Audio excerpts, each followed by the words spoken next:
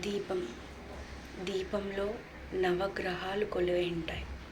దీప ప్రమిది సూర్యుడు, నూనె చంద్రుడు, దీపం వత్తి బుధుడు, వెలిగే దీపం కుజుడు. దీపం జ్వాలలో ఉండే ఆ జ్వాల రంగు పసుపు అంటే గురు. దీపం నీడ, వెలుగుతూ ఉన్నప్పుడు వచ్చే నీడలో ఉండేది రాహువు. దీపం నుంచి వెలువడే కిరణాలు, బంగారు వర్ణంలో ఉండే కిరణాలు శుక్రుడు. దీపం వెలిగించటం వల్ల వచ్చే పుణ్యం కేతువు. దీపం కొండెక్కిన తర్వాత వచ్చే నలుపు రంగు అన్ని కర్మాలకి ఫలదాత, కర్మఫలదాత శని.